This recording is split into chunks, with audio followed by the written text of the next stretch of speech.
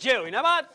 अरे बेगम, आप यहाँ अचानक? क्यों हम नहीं आ सकते क्या? आया आपके करतूतों का नतीजा है। अब आप शराफत से घर चल रहे हैं या नहीं? एक बात बताऊं, नवाब जब अपनी जबान दे देते हैं तो उससे मुकरते नहीं। नवाब वाजिद अली शाह के जमाने से हमारे बाप दादा, उनके वालिद और अब्बू ने जब भी कभी जबान दी उससे मुकरे नहीं। हम कैसे मुकर जाएं? हम नहीं जाएंगे। ओए हे, आप ये बताइए, आप जाएंगे क्यों नहीं? जब तक नवाब सिंह सुपरस्टार नहीं बन जाते वो जहां से हिलेंगे नहीं। देखा देखा मैडम, आपके पति कितने जिद्दी और अड़ियल किस्म के इंसान है। 4 दिन से जमे हुए, उखड़ने का नाम ही नहीं ले रहे। आप तो इनकी बेगम है और ये आपका कहना भी नहीं मान रहे। ऐसे पति को तो ना छोटे मोटे इल्जाम में जेल भेज देना चाहिए ताकि वह चुपचाप पड़ा रहे। हाँ, देखा जूली बिल्कुल सही कह रही है, इसको जेल भिजवा दो बस। हाँ, जब पड़ेंगे पुलिस के डंडे खाने, अक्ल आ जाएगी ठिकाने। नहीं मालकिन, इन लोगों की बातों में मत आना, वरना उम्र भर पड़ेगा पछताना। अमा अकबर साहब, आपने पहली बार अक्ल की बात की है। अब हम जरा सी बात का बतंगड़ नहीं बनाएंगे, अपने शौहर को झूठे केस में भी नहीं फंसाएंगे। अब आखिर जैसे भी हैं, अड़ियल, बेसुरे, बेताले, पर है बड़े निराले। लाहौल बिला कुव्वत। बेगम, आप हमारी तारीफ कर ली है या तौहीन? वैसे हमें सब समझ आ रहा है कि आप हमें इमोशनल ब्लैकमेल कर ली है। हम सब जानते हैं कि आप नहीं चाहती कि हम नवाब सिंह सुपरस्टार बन सके। अमा, आपके सुपरस्टार बनने से ना तो हमें कुछ फायदा है और ना ही हमें कुछ नुकसान है, लेकिन आप इन लोगों को क्यों परेशान कर रहे हैं? हमने कह दिया कि हम नहीं जाएंगे तो हम नहीं जाएंगे। क्या कहा आपने? आप नहीं जाएंगे? नहीं जाएंगे। अच्छा, आप हरगिज नहीं जाएंगे? अब कह तो दिया। अमा, हम देखते हैं आप कैसे नहीं जाएंगे। अकबर जी मालकिन।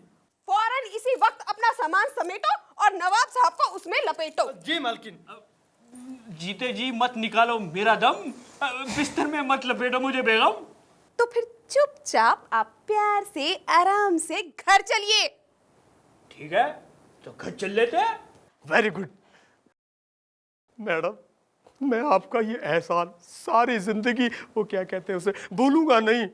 अरे आपने तो हमें पागल होने से बचा लिया। हाँ हाँ, हमें पागल होने से बचा लिया। अमा जनाब, बड़े बड़े शहरों में ऐसी छोटी छोटी बातें होती ही रहती हैं।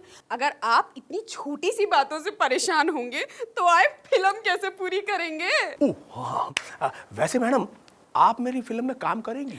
जगह खाली है? हाँ। तो फिर ठीक है, इन्हें ले लीजिए। अरे नहीं, अभी जा रहे हूँ, लौट के फिर आ रहे हूँ।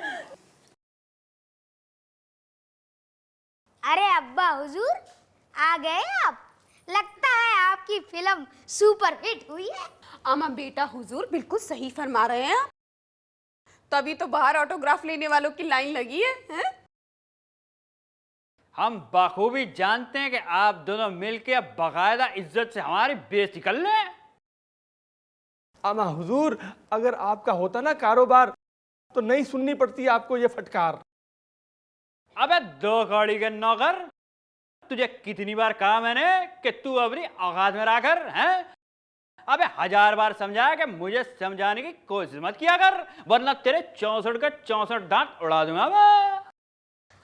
अजी अब्बा हुजूर, लगता है आपको कोई गलतफहमी हुई है। इंसानी जिस्म में 64 नहीं 32 दांत होते हैं।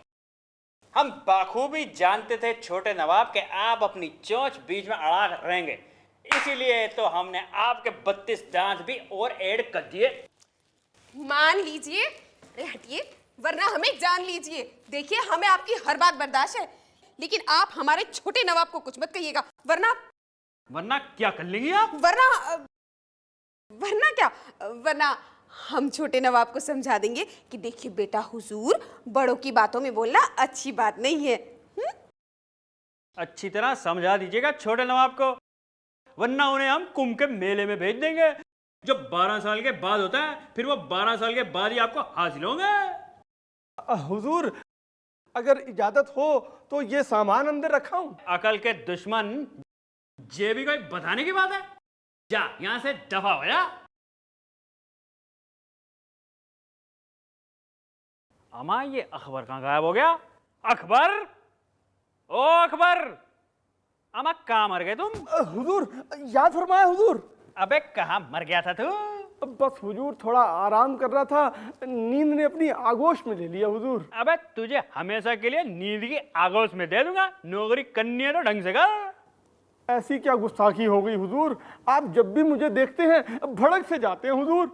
अबे हम हैं नवाब सिंह, अपने खानदान के चश्मे चिराग, और तुम हो नौकर, और तुम्हें तुम्हारी औकात बताना हमारा फर्ज है। माफ करना हुजूर, सच्चे कलाकार को हमेशा मोहब्बत और इंसानियत का साथ कभी नहीं छोड़ना चाहिए। आपके अंदर का कलाकार बाहर आना चाहता है, मगर आपकी खामियां उसे बाहर ही नहीं आने देती। अबे कैसी वाहियात और बेतुकी किस्म की बातें कर रहा है तू? खामियां और हम में? अब्बा जान, अम्मी जान जानना चाह रही है कि आप खाने में क्या नोश फरमाएंगे। अबे आज खाने में तुम्हारी अम्मी जान को थोड़ा ना खाएंगे। उनके कहने का मतलब ये है कि आप दाल रोटी खाएंगे या पुलाव। भाई आज तो हमारा मन लखनवी पुलाव खाने का है। बेहतर है तो अम्मी जान से कहकर 13 आदमियों के लिए पुलाव का बंदोबस्त करवाता हूँ। अबे क्या सारे किराएदारों को भी अब पार्टी पे बुला रखा है क्या? अजी अब 10 आदमियों का खाना तो आप अकेले ही खा जाएंगे, बाकी बचे 3, मैं, अम्मी जान और अकबर मियाँ। अच्छा छोटे नवाब, हम आपकी खाल खिंचवा के ना उसमें मसाला भरवा देंगे और टांग देंगे दीवार पे। अबे तू क्या बोल रहा था? कुछ नहीं हुजूर, मैं तो बस इतना कह रहा था कि आप माशाअल्लाह इतना अच्छा गा सकते हैं, नाम और शोहरत कमा सकते हैं, बशर्ते आप थोड़ा रियाज कर लेना तो आपका गला यहाँ से वहां पहुंच जाए माशाअल्लाह। अच्छा हाँ हाँ। अबे नवाब वाजिद अली शाह के जमाने से हमारे बाप दादा, उनके वालिद और उनके अब्बू रियाजी तो करते आ रहे हैं। अमा कला तो हमारी रगों में खून बन के दौड़ रही है, खून बन के। ना बात समझ में आई? बिल्कुल आई हुजूर, दाद तो देनी पड़ेगी ना हुजूर। अगर दात नहीं दी तो लात तो देनी पड़ेगी। अब ऐसे कर, फटाफट जा और वो सुरों वाली स्पेशल पान की गोलियां ले आ। ये रखिए हुजूर, ये लीजिए हुजूर, ये आ गई हुजूर। जे हुई ना बात।